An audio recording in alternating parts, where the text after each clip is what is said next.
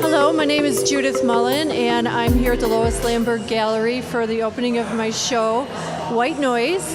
I'm from Chicago, Illinois, and this is my first time out here showing in Santa Monica, so I'm thrilled to be here.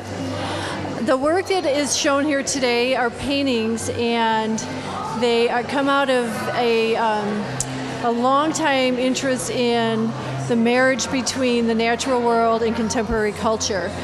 A few years ago, I became really interested in the ancient cave paintings, which are the original frescoes, and which led me to do my own investigation into creating modern day frescoes on panel, which you see behind me in both of these paintings. And they're done in the original fresco technique. And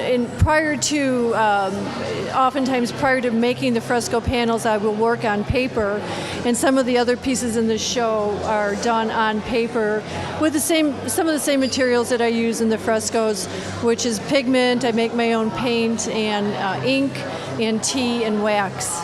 So behind me are two pieces that are done on paper, and they were begun in the high desert area of Ojo Caliente, New Mexico, where my husband and I go every year for a retreat. There's no possibility of getting a cell phone, and it's very quiet, and it's a really good experience for us to find out, how our modern day culture and communication has affected us, and how, when we're able to remove ourselves from that, how it influences our senses, and how we're more open to experiencing the natural world. So these two pieces behind me are representative of that, and there's several more pieces in the show that are also from that series. So I found it really interesting. My first degree was in communications, and I had always been a painter and a sculptor, but had chosen not to pursue that as a profession for various reasons, and then eventually found myself going back to school, to the School of the Art Institute in Chicago, and was very influenced by some of the painters and sculptors there, along with the famous painters such as Moreau and Klee. Upon graduating, I quickly found myself in a studio in the city, but I was living almost out in the country near the forest preserve. So every day I was getting up, and part of my studio day would be to walk through the forest preserve, and then I would drive to the cement city and create my experiences, the juxtaposition of those two experiences.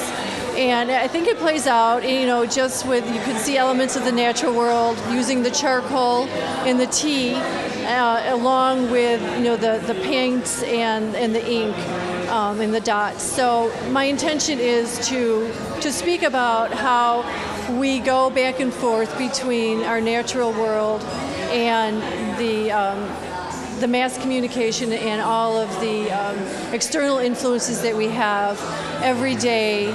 And for me, it manifests itself in painting and drawing and sculpture, just like it would be for a writer who loves to write, and that's how they are communicating with the world. This is the way I find that I am best able to process my environment and my world and communicate with contemporary culture.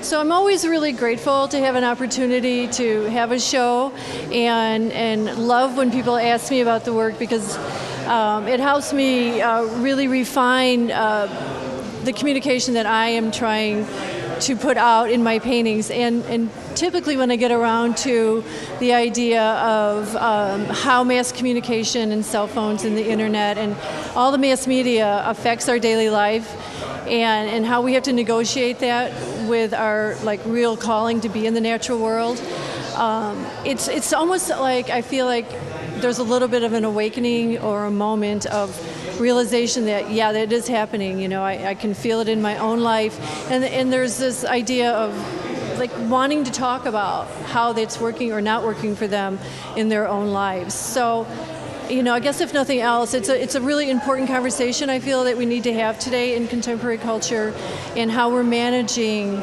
all of this communication from all over the world, and how it's an agenda setting, and how it affects our personal lives and our health. So with that, thank you.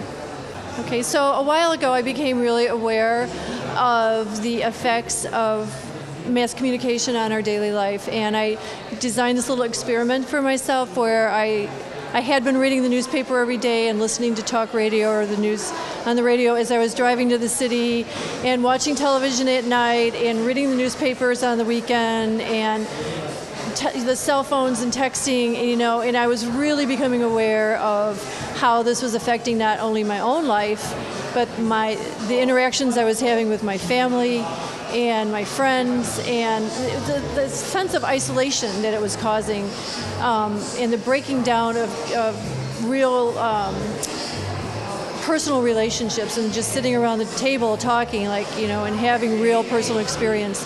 So I stopped doing all those things, and I set this agenda for myself where I was just on the computer in the morning once and at night once, which we have to do. That's how that's how business gets done.